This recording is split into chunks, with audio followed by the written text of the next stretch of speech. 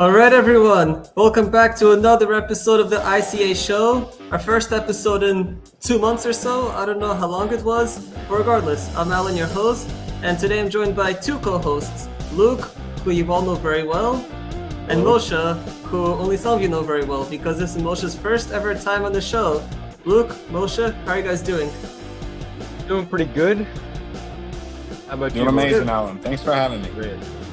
Yeah, thanks for coming on. So the concept for today is,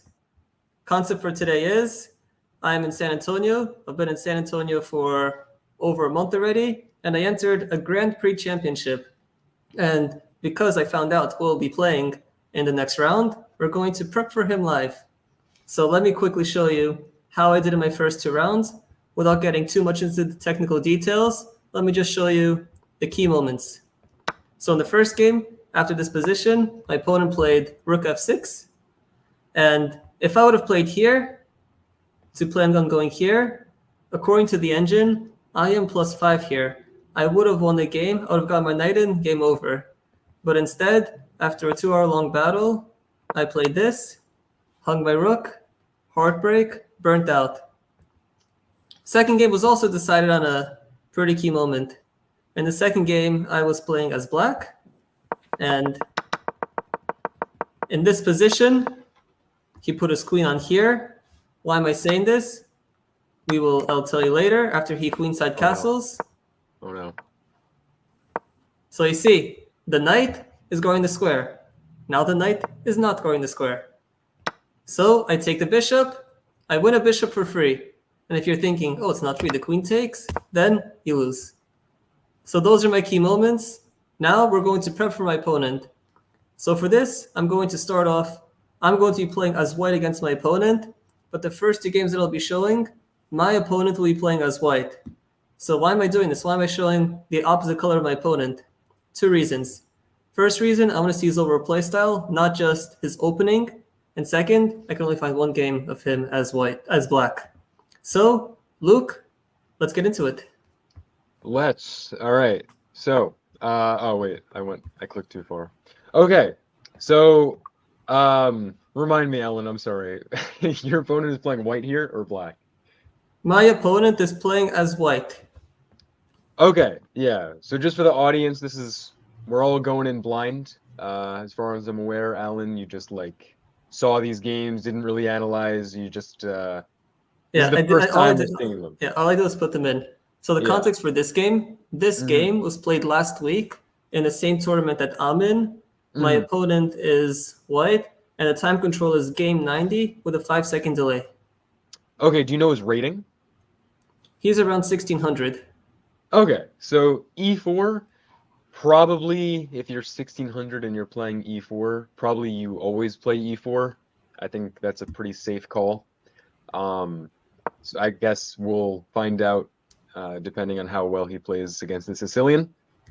Knight F3, Knight C6, okay, takes, Knight F6, E5. Okay, Knight B5, I'm thinking, the guy, knows some stuff about E4. He's probably looked at this, right? Knight B5 is, it's not a crazy move, but it's like the move, right? If he played Knight B3, maybe I'm starting to think he's a casual E4 player, but okay. Knight B5 is good. Bishop G5, also theory still A6, Knight A3, and Knight D5. Okay, so we still have probably hundreds of thousands, if not over 1 million games in the database. Classic Sveshnikov going on here. Bishop E7 takes, okay, this line, and C3. So still, you look in the database, you'll see all the best players. I think this is a good line. F3, I'm out of book after C3. I don't know if F3 is the move. As a matter of what fact, do you think? Really don't think it is. I'm trying to figure out what he's going for here. What does he hope to accomplish with the move C3? F3, I should say. Yeah, he's protecting the pawn on E4, but I'm assuming black is going to play D5 next. I think is that the only way to protect the pawn? Because right now there's 2 pieces attacking, nothing defending. So is F3, I think it was just out of desperation. I want to say, I might be wrong on this, But first of Unless all, he takes the knight. Unless he takes knight on f6. Yeah, I yeah, was thinking capture knight, bishop to d3 or something. yeah, I know that some line somewhere. I used to play this sometimes as black, but I haven't looked at that in a very long time. I know there are lines like this where like black is able to like play a lot of these different pawn sacrifices in the center. Like f5 here is a move, I believe, right? Because you're opening up the diagonal. Um and yeah, I don't know if bishop b7 is the move. Wait, let's look at the database. Let's see what the people who know what they're doing are playing here. So bishop after c3. Oh wait, it's takes first, and c3 and c4 also. Wait. Are we in a different line? Knight takes. Hold on. Takes here. Yeah. So this is rarer, and the idea is usually to take here. Okay. So we're getting this position. And c3 here. So here we're transposing. Yeah, and bishop d3. So, okay. So the variation we got in the game was a slightly different move order. So here, I guess, taking makes a little more sense first, because now you get bishop d3 in and you don't have to play f3, which, So Luke, does this indicate that black has no intention of castling? Because if you allow the knight to be captured, that king is, where's it going? Oh, sometimes you do castle kingside after the capture. Like, let me see if I can recall the variation here.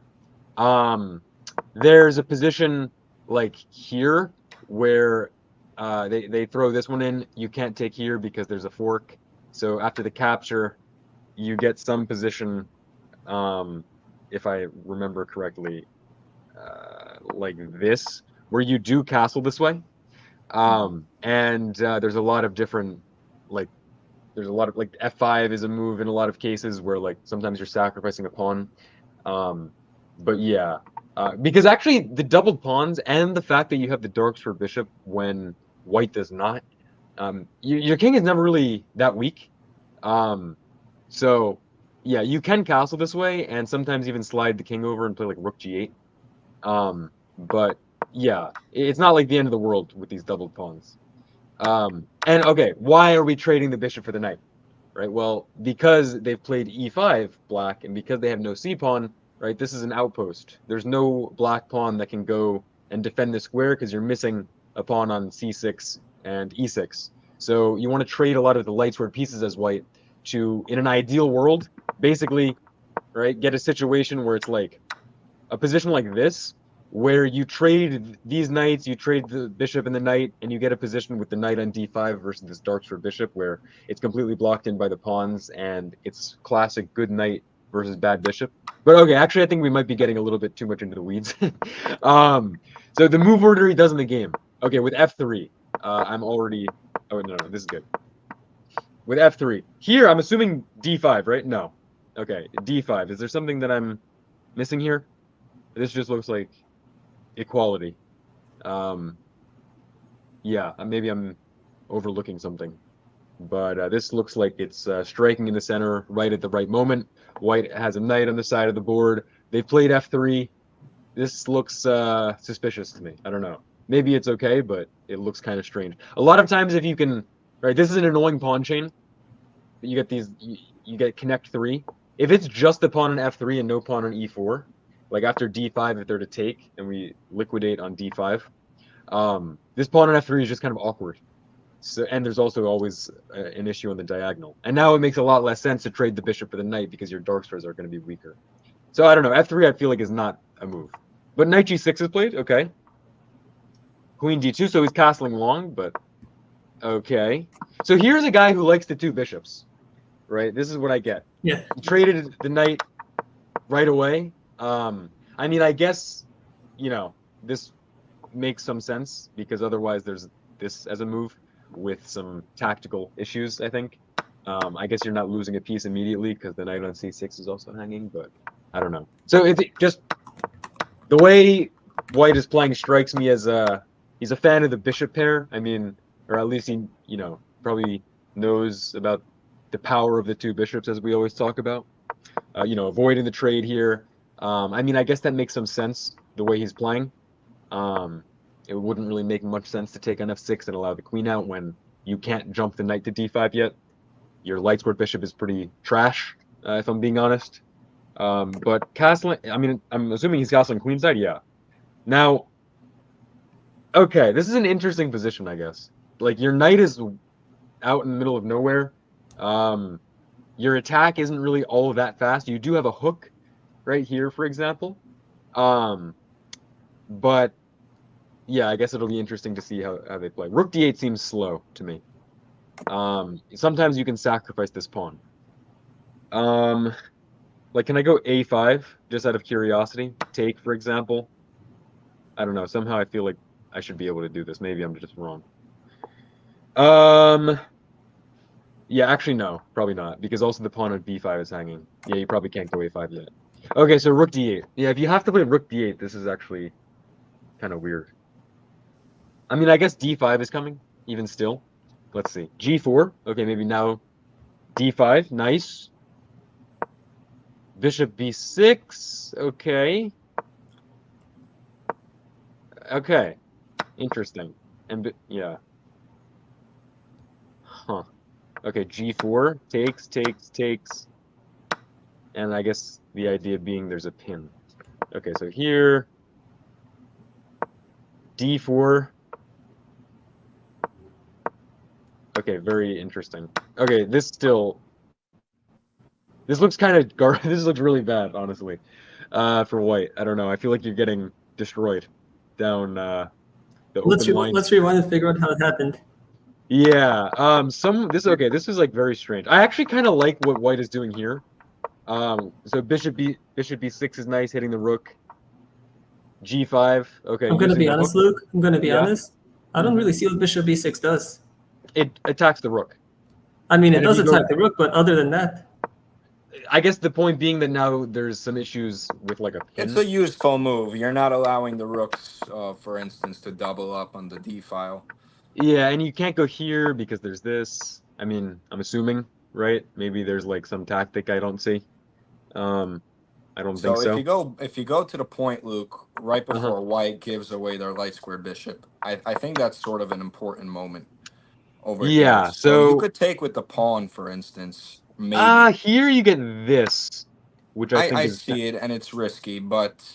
And this knight's coming. I think this is... Black can't really allow this. So backtrack for a sec. Yeah, the dark squares, again, are very, very weak. Also, like, okay, just to show it, right? So, takes. I mean, where are you really going with the queen? Because also there's kind of a disturbing check coming in.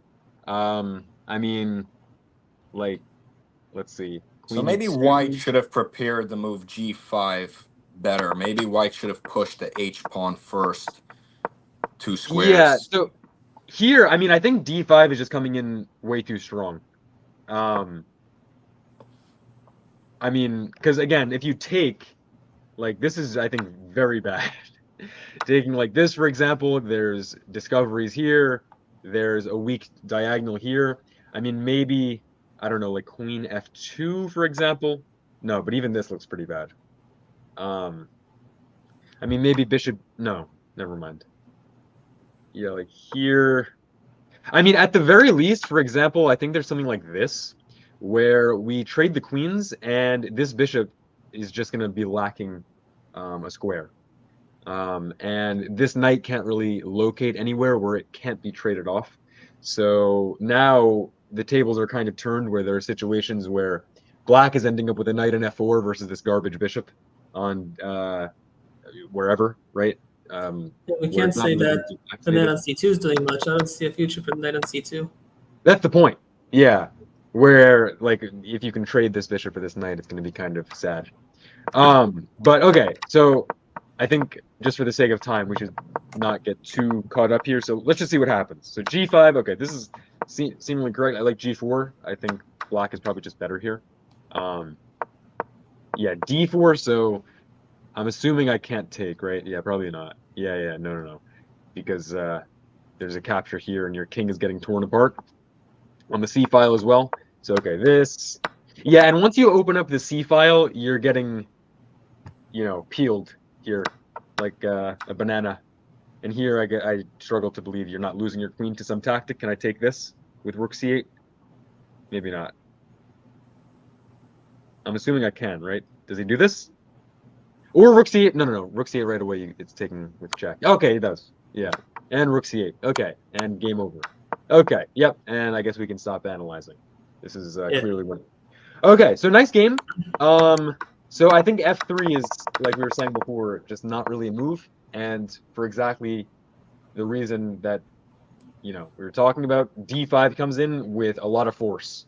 Like, it's just, that's basically in the Sicilian, if you get d5 in most variations, especially in this structure, with the pawn on e5, d5 is this big hole in the position. If you can clear that out with d5, black is like instantly equalizing. If not, well, in this case, gaining the advantage. So, okay. Alan, I don't know if you're a Sicilian player. You play the Caro Kann, right? Yeah.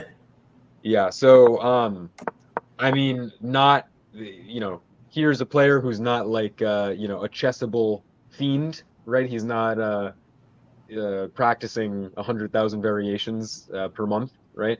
So I think the Caro Kann is probably a good opening choice. You're not going to get it. Look, keep in mind I'm white. I'm white. Oh, you're playing white. Okay, so probably this was same. Wants to see his middle game strategy. Yeah. So okay, two bishops kind of guy. What do you play as white? What's what? What do you? Usually I play d4 c3, like the setup that we spoke about before the show for game 1. And sometimes like a London system. Yeah, a London, but a variation, more of a Trompowsky variation. So let me show my first game, the opening, just to show the context. So d4, c3, and bishop here. Here my opponent played this move. Usually I never see this move. This move is a rarity, but this is just my opening setup where I get my knight in, this knight in, I will take. 94 is probably normal here. And I push. Well, 94 is a normal move, but usually people would either play bishop here. Oh, okay. Yeah. Or something like fianchettoing. Yeah. Yeah. Because 94 is like in the Trompowsky. That's like very typical. Or other times I just play e4, and if they play 5, I play classic Italian, and if they play something like Caro Kann Sicilian, I just roll with it. Okay. So what are you planning on playing? We're planning. Let's see the other. Well, for the middle game, I'm thinking if I have a chance to trade bishops. Obviously, we have to look at the situation in the game. Each game is different, but okay. Why don't we look at the next game? Yeah, let's look at the next game, and then we'll get more of an idea. Sure. So okay, is this the game? This is the correct one. Okay. This one. Okay. Once again, my opponent is white. This game was played May 18th, game 40, 5-second delay. Okay, and you're playing white against this player. Yeah, I'm playing white against this player, so we're seeing another game where the opponent's the opposite color. Okay. We're looking. So, okay, c3. I am a fan of this setup against the modern defense. I feel like Me too. The modern defense is one of those things where, like, everyone has, like, their pet line who plays the modern. They're going to play, like, I don't know. You play, like, knight c3, and they're going to play, like, a6 or something, and they have some weird setup that they want to get. c3 I like. It's very, like, anti-theoretical. I mean, I guess there's probably theory in all these lines, but you just get a position, bishop here, right? Bring the knight out, maybe bring the other knight to g3 at some point, right? Just like very normal. And very we're gonna have a normal day. What? Very solid setup. Yeah. So classic idea of blunting this bishop, right? Okay, castles. Okay, we're getting this normal thing. Is there? I mean, I don't know. I mean, it doesn't really matter, but d5. I guess this is castling. Maybe makes some sense as well. Yeah, because there's not really ever a capture here, because then the knight gets to come to c3 right away. So, oops. All right. So okay, now we close the center after bishop g4 and c4. Okay, so a strange King's Indian type of position here, where honestly this might be no. Okay, this is just different. Yeah, so usually, okay, black is like black is supposed to be castled already, I guess is what I'm trying to say, right? But white, on the other hand, has their bishop on slightly a weird square. Usually it's on e2, but also they got h3 in, so this bishop is kind of bad. But there are some cases in the King's Indian where you don't want the pawn on h3 because there's going to be a sacrifice. Just in the long run, this is sometimes an issue. But okay, f5 right away. Knight c3 I like. Okay, bishop g5. And okay, I guess this is kind of a normal thing. Now knight d2 I feel like is kind of... Actually, no, knight d2, maybe you have to give up the dark square bishop. But okay, queen d2 actually looks good. f4 and b4. Okay, so I like how they're playing this. Although, I feel like the queen on d2 is kind of going to be awkward. Because, okay, the plan of going c5... I guess the idea was to go bishop h6 and try to perhaps get the queen there. Also to prevent h6 by black, because... Oops, oh my god. I keep hitting the wrong button. Because here, like here, for example, in the King's Indian, if you can get the combination of developing the bishop, so in the dream scenario, right, you have like f3, bishop on e3, so if they go f4, you can play bishop f2, and the knight on d2. This is like the dream setup, because the benefit of the knight being on d2 is now when you go b4 and c5, the knight comes to c4, pressuring the pawn on d6, and basically you're trying to force a capture. Also within, sometimes there's like knight c4 and the other knight coming to b5, and you're trying to force something to break on one of these two pawns here. So here, if you go knight d2, I think he's worried about h6, where you're going to have to give up this bishop. Now, let's see. So, I mean, I doubt you can... Well, you definitely can't go here because you lose a piece. If you go back, I mean, you're kind of walking directly into this attack, which seems kind of bad, honestly. Yeah, this seems pretty bad, or even h5. So, and your bishop is dead on h2. So I think that's kind of one of the ideas of queen d2, because this bishop is not a great piece, right? If bishop h6 happens, okay, they're not going to take you. They're just going to let you take and bring the king up. And there are cases where, I guess having... I mean, usually they play rook f7 and bring the king, bring the rook over in some cases, but I don't know. Point being, I don't think the king is really an issue on g7. Probably it's actually good. And okay, over here with b4. Now you're trying to play for c5. How is this knight entering the game? How, like, the knight isn't doing anything on the king side. As a matter of fact, I think it's just going to be a target. So, like, for this eventual pawn storm. So I don't know where this knight is going. But, okay, queen c8. So trying to line this up. I don't know if it's really working. Because if it were to happen right now, there's knight h2 at the end, and I don't see the attack. And maybe knight g4, actually, now that I'm looking at it. Yeah, actually, maybe it is working. Just to show the, I guess, so let's say c5, take. If there's knight here, I think there's going to be knight here. And threatening mate, and if you take, you win the piece back, and you're up 2 pawns and completely winning. So that I don't think is a thing. And if you take, they're going to take that one, and at the very least, there's going to be a draw. So I don't know. I think this is a thing. Well, he did take in the game. He did. Okay, what happens in the game? So, oh wait, did c5 happen? If that happened, then he took on h3. Okay. Okay, so queen e2. Now, at the very least, the thing you can kind of like about these sacrifices is there's almost always a draw. So for example, check here and check, and if you block, I take the bishop, right? Now, yeah, and this is just a perpetual. So at the very least, there's always that in the air.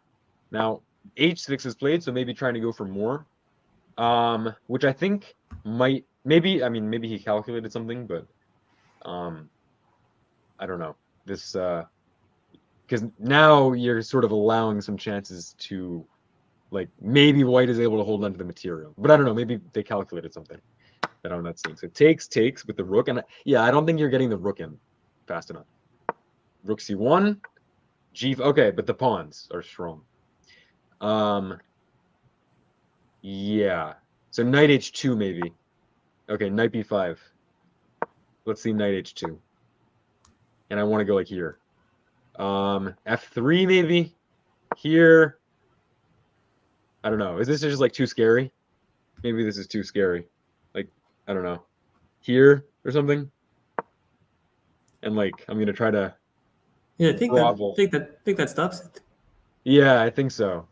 Yeah. I don't know. Knight h2 is like the typical move that you play here. Because if you get queen g4, it's just game over, right? Where again, look at the rook. It's just, and look at the pawns, right? This is just that would be terrible. But maybe f3 or g. Oh wait, is g4 a thing? Maybe g4 is a thing, with the point that if you take, there's rook g6. Maybe you can take with the knight, but now f3. Yeah, that's a problem. No, take the rook. The rook take. Take the Knight rook takes with rook, check and then at queen f1. and then yeah, Can you get away with this? Maybe. Oh, whoops. queen f1, Queen f1. and then he checks. And you can't really block because there's queen. This is not right. I mean, maybe you're winning. Now Actually, the maybe you are rooks are winning. coming to the g file. Yeah, actually, maybe this is good. Okay, yeah, you could just take the rook. Okay. Yeah, so g4 is not a thing. Or is it? No, wait. I think this was my point. I thought that would. And then if you play f3, then h5. But maybe you then, can go like this. yeah. I don't know. Takes, pawn takes, knight, pawn takes, rook takes, and Or maybe you go I here. mean, black gets the piece back. Yeah. And at the end of the day, are you up? What's the material here? I mean, probably here you. I guess you kind of have to take, and black is up a pawn, right? Can I count correctly? Yeah, black's up a pawn. It says, yeah, black's up a pawn. Okay.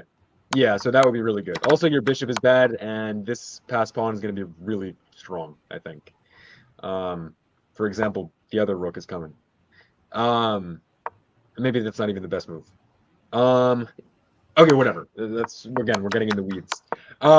Okay, so point being, okay, knight h2 I think is a good move, but maybe it's still bad. Knight b5. Okay, I don't know if knight b5 is a good move. I feel like white is going to lose, though. This looks very scary. I would lose this position as white. I could feel it. This looks Me too. it's not Me a position too. you want to play.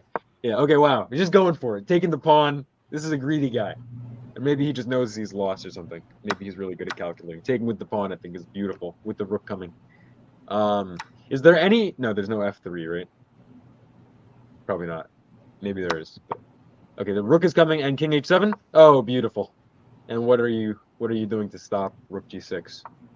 Bishop f1, check. What? Oh, nice. You take it. Okay.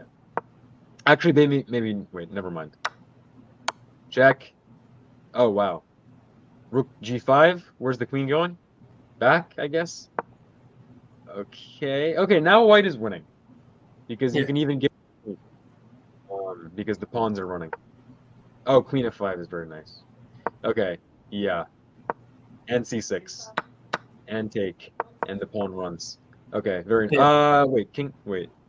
How are you? Oh, no, now you just go here. Or no, just take it. And make a queen. Nice. Okay. Very nice. Maybe this is all correct. I don't know. Wait, knight g6. Why is g5 not a thing here? Yeah, I was looking at g5. G4 rather. G4. Is this? Maybe even push again. Yeah. Yeah. Yeah, am I missing something here? Take. I mean, hello? And then, yeah. Right? I don't know. I must be missing something. Take. Oh, queen g2. Then they take here and rook g6. Yeah, take with the pawn. queen takes, Yeah, but then you get back material if pawn takes, queen takes h2, and then No, but king. there's check and mate. Hmm. Yeah. Knight G4 So maybe after knight after G4 G3. take. Now after Take. first white captures on G3, and then perhaps plays. Oh, take. Yeah, maybe. But then like here, for Although example. black still looks significantly better. No, but here and like, what are you doing with the knight, right? If you go back, then here. Yeah. Maybe then no, you get mated. No, this looks winning. I'm pretty sure this is just game over. So black Yeah. just calculated poorly. Black had a very strong attack. Knight G6 is very much like a King's Indian style move. I bet this was played very quickly. Knight G6. Black Right. might have Rook F2. Okay, yes. I think they might. Oh wait, maybe he's talking about hold on. Maybe you're talking about like somewhere cool. Take here, Rook F2. Yes. If take, there's check. And if here, there's check. You can push the pawn. Yeah, that's nice. Yeah, Rook F2 is nice there too. You can do it right away. Yeah, that's a nice detail. Okay, so G3 looks like it's just crushing. Maybe you go Knight F1, but then G2. And, uh-oh. I don't know who's stopping that one. Oh, yeah, okay. I thought the engine was going to betray me for a second there. Yeah, that is no good. Okay, so let's just see. After G3. Draw. It says. Wait, what? How? What does it say? F3. Aha. Yeah, but this is, yeah, you don't take the knight. You don't take the knight.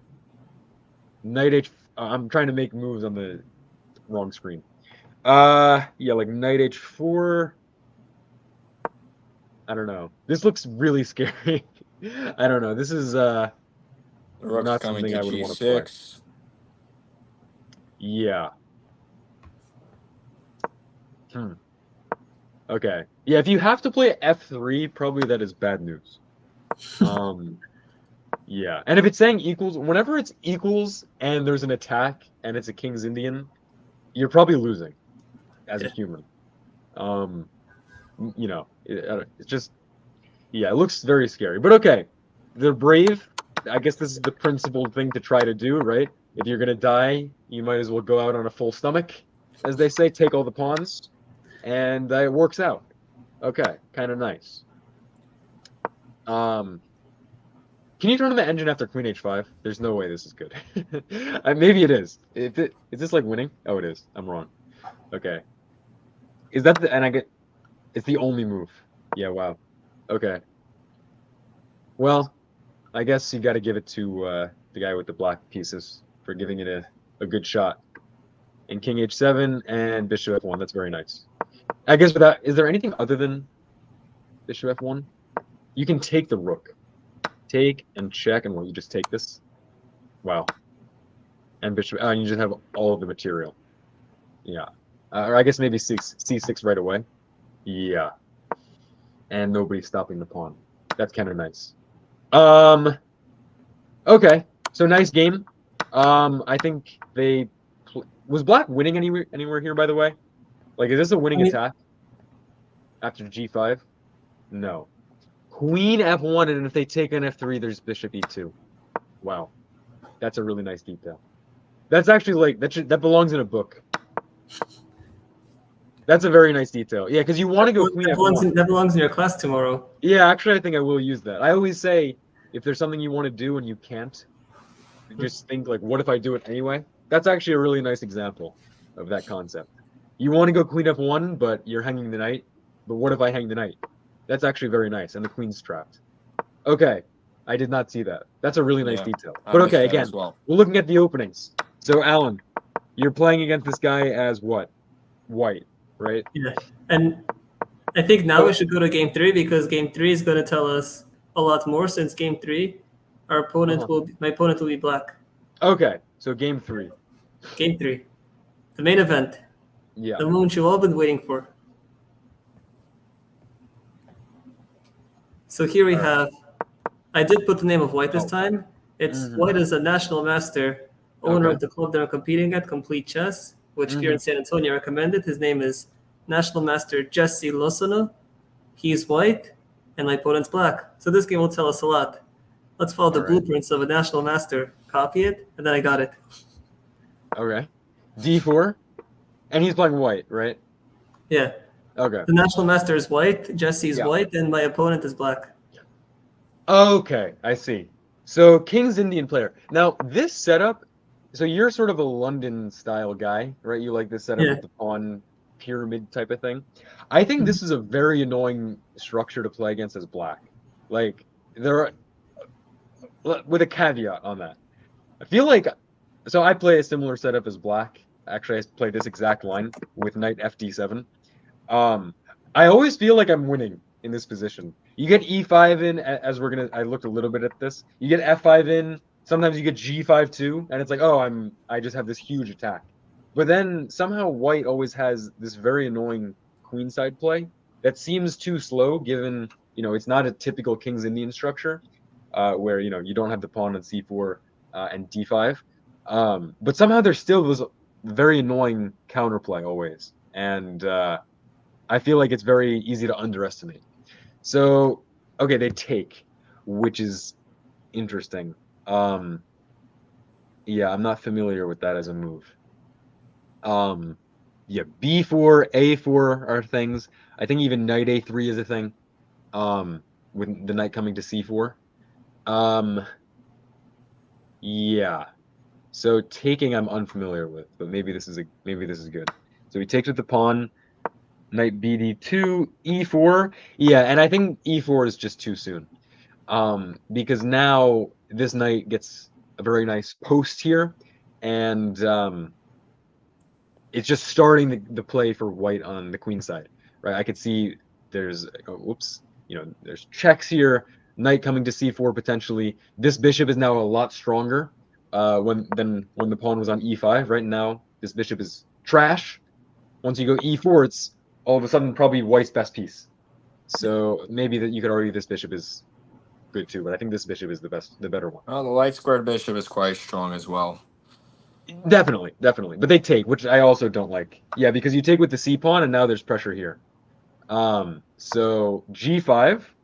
Also, whenever you get this thing where there's a pawn and there's no tension on it, and you have two pawns versus the one that's passed, somehow this pawn is always like really nice. I just it's hard. I don't know how to describe it exactly, but I feel like a pawn like this, like you really start to feel it at some point. Like these pawns can't really get moving. You can't really ever play f4 because e4 is hanging. Like even though this pawn chain might look really good, I think it's not as good as it looks, because the attack isn't really there. So g5, okay, and again, like you can't go here yet because I'm taking this, and I don't think this is a situation where oh, what if I do it anyway? I don't think that really applies here. I think that's a really important pawn. So queen c2. So attacking the pawn on c7. Actually, queen c2 is probably a nice move.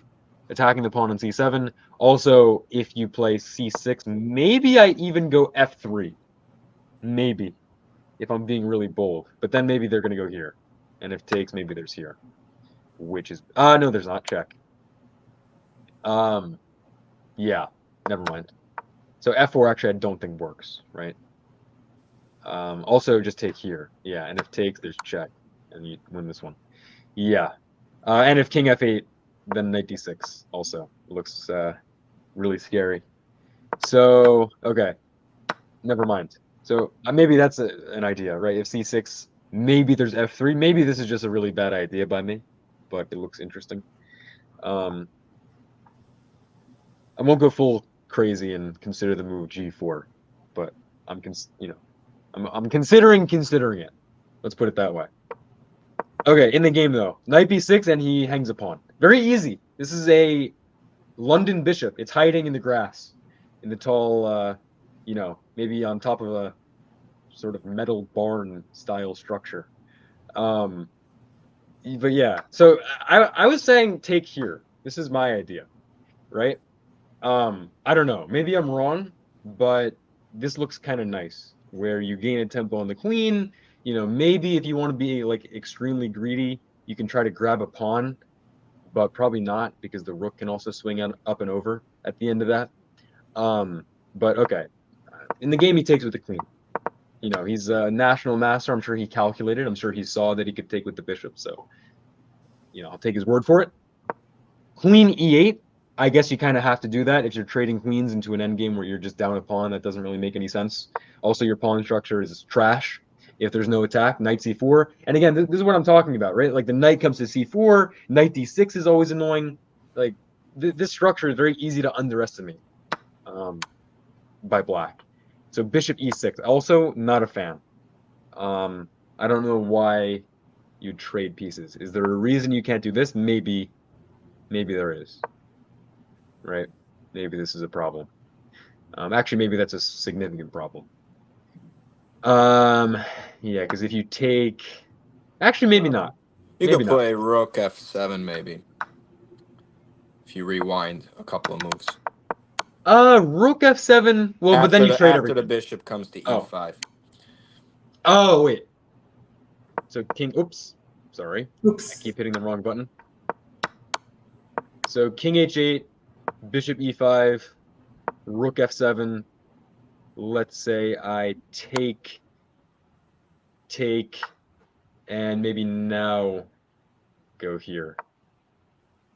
Yeah, it doesn't look great. No, but yeah, maybe take though, right?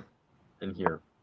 But then like here, for example, because with the point that if you take this one, there's check, right? Again, we're getting in the weeds, but equal material, but far more development by white. Although maybe here there's rook c5. b4, for example, seems a little bit disturbing with this rook being an issue. Where if there's this one, there's going to be this, and I don't know, even a move like b5. I don't know. It's like I feel like you can't really move. Or no. Why am I not just winning a piece? I guess you don't win a piece immediately because this one's hanging too. But it seems a little bit probably lost. Yeah. Actually. Yeah, just classic lead in development. So okay. Again, getting in the weeds. Takes. So he goes bishop e6. Maybe he saw something he didn't like. It makes sense. Rook c1 makes some sense. Rook c8, take, and take a pawn. Now here's kind of what I call an anti-tactic, right? Where you're like, oh, I win material, but then you lose. Queen a2. That does not work. It's a nice idea, right? Like I was saying before, this London bishop can be...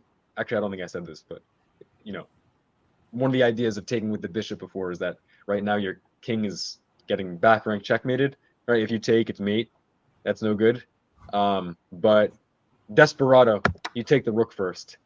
And yeah, here you just lose an entire rook as black. So that's not good. If takes, of course, you take the rook with check. And if they try to desperado your desperado, you out desperado them. You take this one, and then you take that one, and it's an extra rook. So yeah, queen b2. Okay, you get a pawn for the rook, but check, and bishop e5. And here, I believe it's resigns because yeah, you just trade off the defender. I think in the first game we were talking about how, you know, even though the king is open, sometimes this bishop can be, you know, a really good defender. Once you trade it off, your king is just dead, right? Takes, for example. And I bet I can give up the entire rook, I would imagine. This looks terrifying.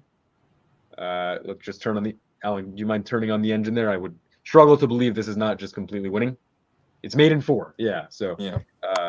Point being, the bishop is too strong of a defender to give up. So I think that's a fair point to resign. I probably would have resigned when I was down the rook, though. But whatever. Maybe probably I wouldn't have wanted to lose in 20 moves. Fair enough. I respect the decision. Okay. Right. So I would definitely play the London against this setup with a couple important caveats against this player I'm talking about playing the London, or at least whatever setup you do, which is London-esque. because again, this structure is extremely annoying to play against. Now, I wouldn't just go play it willy-nilly, as they say, because you kind of have to know how to deal with this attack, because this is the type of opening where you can also just get absolutely crushed as white, where like g5 happens, and yeah, you can just get in a really bad place really quickly. So couple, I guess, main things to keep in mind is that it is sort of this classic situation of a race where both sides are playing on opposite sides of the board. White is playing for this strange queenside counterplay with, well, if there's ever a capture here, taking with the c pawn to open up the c file.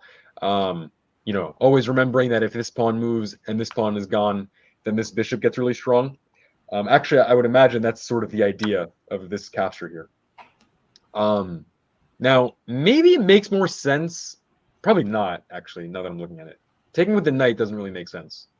I guess you sort of block the bishop out a little more, but now you just have like sort of a weird Dutch structure, which is probably just good for white, I would venture to guess. Okay, actually, no, the computer disagrees. Okay, actually, the computer really disagrees. Or maybe not really, but... Okay, maybe, is it better to take with the knight? It is. Interesting. I guess it's similar. Yeah, this structure looks very strange. Now, I doubt he would do this, right? And it's hard to play, I would imagine. I don't really see why this is good. I don't think you're getting this attack really anymore. So, like, what? Actually, just out of curiosity, let's see the main line: knight bd2, queen e7, knight takes e5, knight e5, bishop g3. Okay, the computer is. I don't know what the computer is on about. That's kind of weird. Bishop g3. Ah, yes, just slide the bishop up one square. I don't know what that does. Okay, so yeah. I mean, I guess you just have to keep in mind this bishop gets really good when the pawn comes to e4. So maybe I would go for this structure again. I don't know. Because I don't know where the attack is coming from. To be honest, for black, I don't see it. Look, in the line where the knight goes to e5 as well, it does limit the scope of the light squared bishop considerably. Yes, and actually, I think that's probably why the computer likes it, right? Because now there's not really any check anymore. Like queen b3 is never really an issue. Like let's say b4 right now. B4, I'm worried about this diagonal, right? Probably there's tactics immediately. A5, for example, looks problematic, right? If you have to go B5, your queenside play is kind of dead. For example, I don't even know. I mean, this just looks bad. You're not really supposed to. That's sort of not white's idea. Once you go B5, you don't really have any pawn breaks anymore. It's a lot harder to now get this pawn to C5. Yeah, so I guess taking with the knight actually makes a lot more sense now that the computer convinced me. Yeah, so yeah, I don't know. Probably I would imagine white looked at this move, right? Probably didn't just play it out of nowhere. Maybe he did. But yeah, I don't know. Actually, this is just a weird position. I would play it. You know this guy's rating or gal? 1600. 1600. Okay, and you're somewhere around there, right? I'm closer to 1400. I would just go for this. It's a weird structure. I think there are chances for both sides. I don't think the attack really makes as much sense as it might look like just from a visual perspective. And I think it's just very easy to go wrong, like to sort of misunderstand the structure, and then white sort of has just a good position.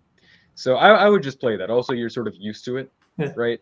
Usually I play c3 first, but the point remains. Knight f3 first is totally fine.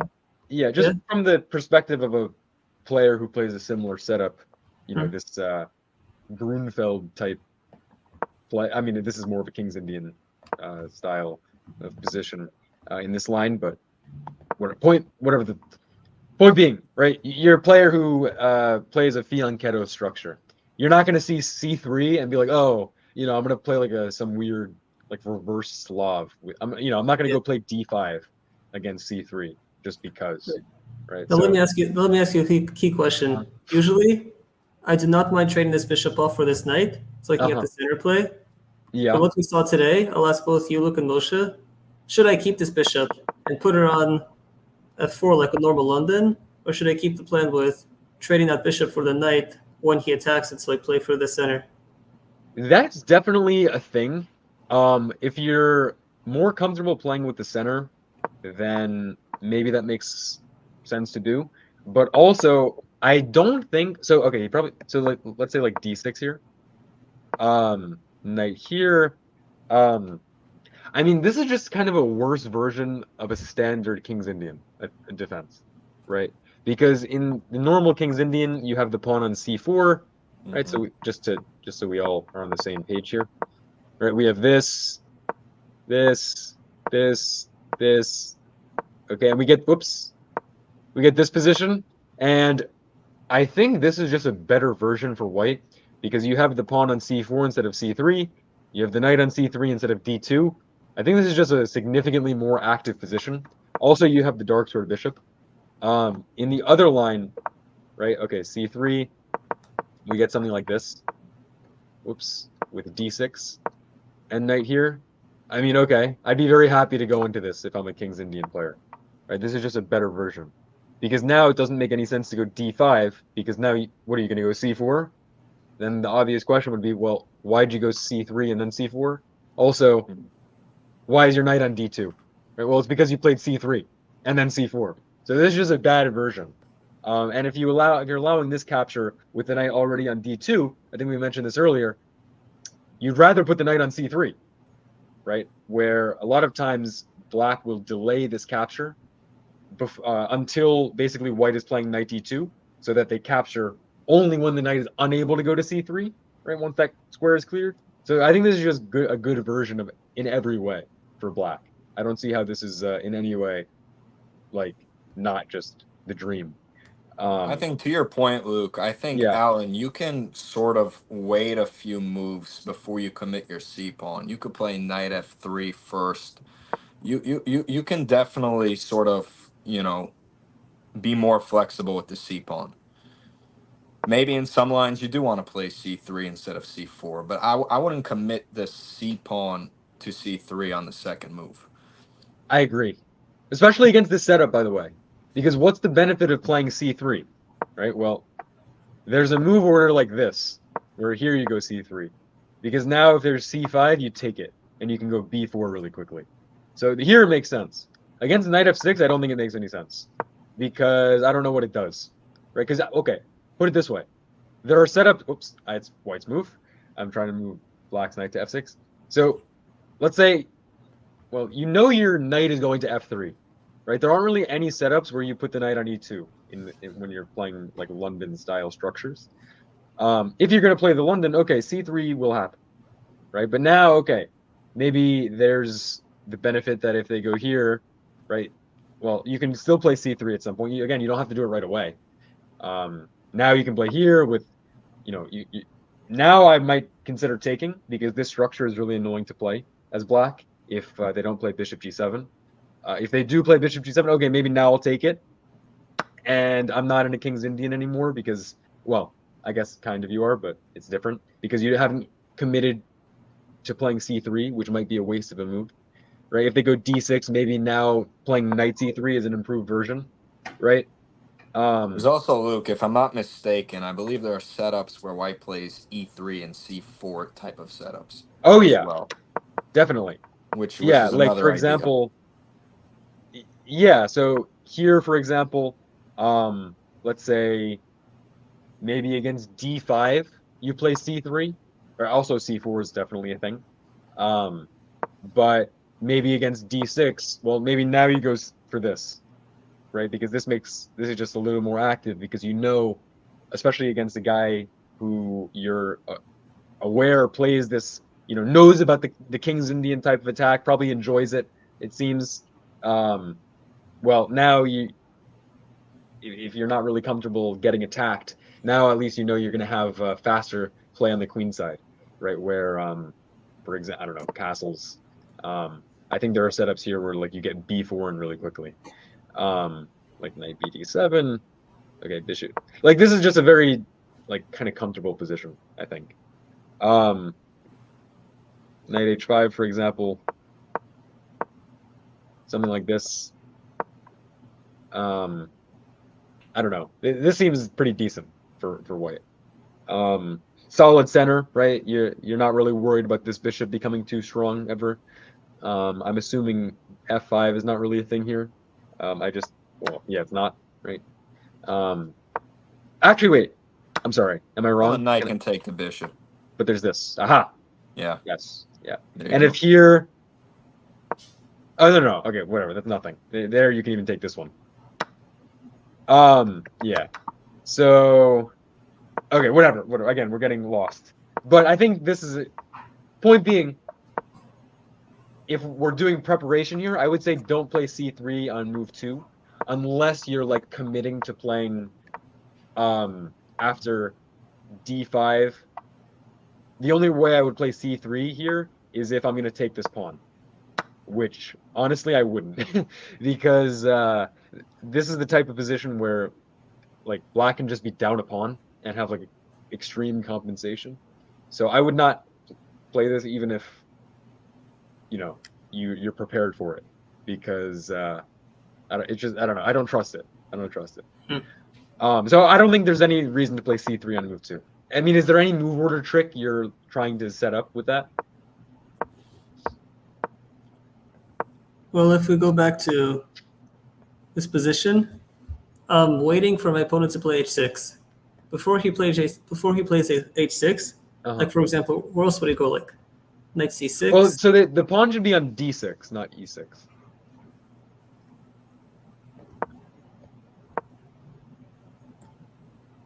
So knight here. Yeah. And then when he goes here, that's what I'm waiting for, where I take, he takes, I go e4, and I'm comfortable with this position. This pawn is well defended. I can get a chain here in the future, not immediately. I have options with a bishop. I have options with a queen. Even a position like this, I would definitely take black. Because, again, so even though there's a pawn chain here, black it just has play for the rest of the game, playing for c5 and e5. Right? They're going to get one of those through, and it's a very easy plan. Right? They're going to play like knight bd7, e5, maybe c5 also. And again, it's a worse version for white for two reasons. One, the pawn. Okay, actually, maybe you can argue the pawn on c3 is good, but your knight's on d2. You've already committed it there, right? And you gave up your dark-sword bishop, right? This bishop, okay, let's say it goes to c4.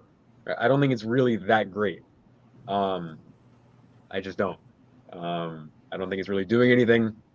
I don't think you're ever really getting e5 in, because in the event of a capture, the pawn is just going to be a target. I just think it's so. Okay, let's say instead, right? So instead of c3. So again, even if you want this setup, right? Let's say g6. If I can, why is that? It's white's turn. Whoops. Okay, let's say knight f3 instead. I'm having a weird thing on my computer screen where I try to click a piece and like all the letters on the chessboard move at the same time. That's kind of weird, but let's say knight f3 first, because there's not really any setup where you're not playing knight f3. g6. Okay, no need to play c3 here, right? It doesn't really do anything. If you want to play this setup with e4, first of all, you can consider knight bd2 right here. Now, I wouldn't, because there's also knight c3 right here, which, you're going for this sort of Jobava London setup, as it's called. Now, okay, just to illustrate the point, after d6, e4, this is a far superior version than c3 and knight d2, right? Because now, if you long castle, it's better to have the pawn on c2 than on c3, because now, for example, a pawn on b4 is not targeting a hook. A pawn on c3, right? No files are opening, for example. Also, the knight controls d5, right, etc. If they go d5, I guess this is the critical line, right? So showing this to say maybe consider knight c3. Looking at this, for example, London system with knight c3 instead of knight d2 against g6 is definitely a legitimate way to play. The normal Jobava London with d5 and like e6 and c5 like this, and no bishop g7, is not really as sensical, because when the c file inevitably opens, your knight is misplaced, and it's going to take time to like move it, like, and it doesn't really have a lot of places to go. So, but here, for example, knight c3 right here, I, again, just from a practical perspective, find this kind of annoying to play against as black, because it's like, oh, I don't get any of my plans, right? I don't get any of my typical play that I'm used to. And, look at a couple lines here. This position can get very annoying very quickly for black. So just for example, let's say like bishop f4, bishop here, e3, c5. Now, this is the type of position where it's like, okay, I'm going to play c5 here, and I don't know if I'm just hanging a pawn. Maybe you can just take this and I'm worse. Here, I don't think that's the case, because after takes, there's probably knight here, I would imagine, or maybe there's something else. Queen a5 is the line that people are playing. Actually, I think, yeah, queen a5 is thematic. But yeah, whatever. Point being, there's options here, right? Okay, you don't have to take. If you don't take, actually, that's totally fine. You take with the e pawn, and a rook comes to e1 in the future, and you're chilling. For example, bishop e2, I don't know, castles. A position like this is kind of nice, where you just sort of blockade the square. He's not getting the attack that he wants, right? So I think the takeaway here is, if you play c3 and knight bd2, especially considering this is a player who seems to enjoy a King's Indian defense attack, I wouldn't give him that, right? Especially if you are not a King's Indian, if you're not like a classical d4 player, where you're going to play into like a bayonet attack as white. So not c3 on move 2, waiting to see if we're playing a fianchetto setup. I would definitely look at this line with knight c3, because I think it's annoying to play against his black, and I think it's probably pretty easy to play as white. There's not a lot of like weird move order stuff. It's pretty much like you're getting the same type of position if they're playing d5. And if they don't play d5, which maybe this guy doesn't, right? Maybe he is playing d6 because that's what he knows, that's what he plays. With the knight on c3, it's a much better and much more improved version than having the knight on d2 for several reasons, as like we talked about earlier. And okay, let's say d6, right? This classic. I'll go back for a second. Right, knight c3 here, and d6, or bishop g7, whatever. But getting the setup right, e4, right? This is just a much better version, right? We're gonna get like bishop g5, for example, just for a dream type of position. We get something like this, right? Knight bd7 and castle, right? This is very easy to play, super easy. h5, right? This is nice. So I don't know. I would look at this, and I definitely would not play c3 on move whatever 2. No need. It's not principled. Yeah, it's all about flexibility, Alan. Yep. This is a very flexible opening with many different lines. Let your opponent steer it in the direction and react to it. That's a very committal move. Definitely. There are also lines where white plays d4, c4, and fianchettos their light square bishop, sort of a Catalan type opening. I don't know if you play that at all, or if you've looked at any of these type of setups.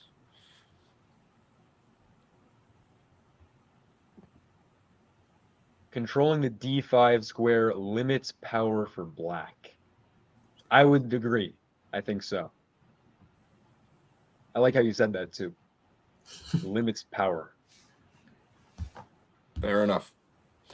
All right. Yeah. Now, okay, I always tell my students, and I think I've mentioned it on this broadcast before, you don't want to play knight c3 when you haven't moved your c pawn and it's a d4 d5 opening, right? I always say this, and it's true. This is not a, it's not ideal. After d5, your knight is definitely misplaced, definitely. But also, black. It's not like black is better, right? This is just like an equal type of position. It's like you are able to reroute this knight. For example, here, bishop g7. Sometimes they go knight b5. Here doesn't work because of knight a6. Although actually here I think, wait, is this a thing? Knight a6 and like a4 sometimes they go, and it's like, oh, you can't move your knight, but here they just go c6. I think, right? Am I wrong? And then you reroute the knight to c7 perhaps at some point. Oh yeah, no. This is actually a position I've had before, and I hate playing this as black. It's so weird, right? Because okay, we said before, knight's misplaced. It's a problem piece. But then, okay, the argument is, well, is this knight not a problem piece? As it turns out, it's not, because they go knight e6 and like, and like supports c5 or something. Also, yeah, some weirdness. But again, it's hard to play. If you don't know this plan, it's like, who's gonna do this? So also it's like, oh, I'm gonna play like knight e8 and knight d6, and the knight is controlling these squares. It's like, okay, good luck. Especially if you're whatever, it's hard to come up with this over the board. If you haven't looked at it, I think it's gonna, even if you find the plan, it's like mentally taxing. It's one of those positions where it's like you're constantly second guessing yourself. It's easier to play for white than black, I think. If both sides aren't familiar with the position, put it that way. But yeah, so those are my thoughts. Nice. So let's do a quick review before we wrap up. So after if you were to play knight of 6 first, which we saw he will, start with knight of 3 right away. And if he plays g6, then I should probably a slightly better move order is bishop f4 first. For me? Yeah. Or after g6.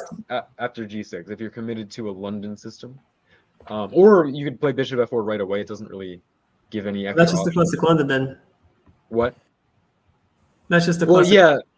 But again, I doubt he's going to play into a standard London system. Right? He's not going to play d5 on move 2. Okay, but knight f3, whatever. Just point being, I think bishop f4 makes a little more sense first rather than knight c3, because here, if black is playing it gives black a chance to sort of not mess up, but play maybe a slightly uncomfortable move order with d6. Then you can play knight c3 and there's no d5, right? So I think that just adds a little extra,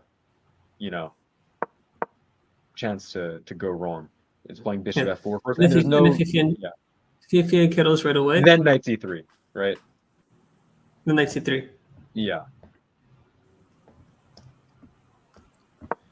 But I would argue, Alan, that it's more important to really understand the general idea of these setups than, memorize specific move orders. Agreed. Like work out the specific strategy, play actively on the queen side. There was a match, I forget what year it was, but one of the chess.com like speed chess events it was like, one of the tournaments. I forget what year it was. It was semi-recently though. Actually maybe not. I don't know. It might have been like 3 years ago. It was Levon Aronian versus Jan Nepomniachtchi. Levon Aronian was playing this setup like every game and put on a very nice performance. So I would look at that match if you're interested in playing this. I think he illustrated a lot of the ideas. I was trying to teach this to one of my students, and I used every game from that match for lessons. So I would look that up. I think that was the only time they had that match. So Also, it's entertaining. Right, you got Danny Wrench with the commentary. So yeah. But yeah, so if you're playing white, I would look into this. If not, I would look into the London. So just with C3, knight BD2, my only concern is that the attack I was talking about, that it's like, oh, it's sometimes, with F5, G5, this attack. I was saying as black, I always mess it up. That might be my problem, right? Maybe this guy with the black pieces is coming prepared, right? He maybe looked at that game he played against the national master, and he's like, oh, I know what I did wrong. I know I'm supposed to take on E5 with the knight, right? Also, I think if it's your first time playing that setup, it's very easy to just get crushed with the pawns rolling down. So I think this setup with knight C3, Jobava London, as it's known, is much easier to play. You have a plan with, bishop F4, queen D2, long castles, H4, H5, right? This standard plan like this. I think that's a very straightforward way to play. If not D5 after knight C3, if D6 instead, then you're getting E4, you're getting a lot of space, right? And that, I don't know what to say from there. You have a good position. So that's about my job is done. I might say. You did a very eloquent job, Luke. Oh, I appreciate it. Very well put. Oh, I didn't. I was saying that more idiomatically, but yeah, we'll end the year for sure. All right. So, thank you guys so much. I will look into it, and what exactly I will play tomorrow, we will see. If my opponent's watching, because I invited him through an intermediary, I wish him the best of luck. I wish we have a good game, and let's see if this guy who challenged me, if he wants to keep this challenge up. I cannot accept this challenge at the moment. That is fine. That is totally fine. All right, we are done. Thank you guys so much. I'll see you guys soon.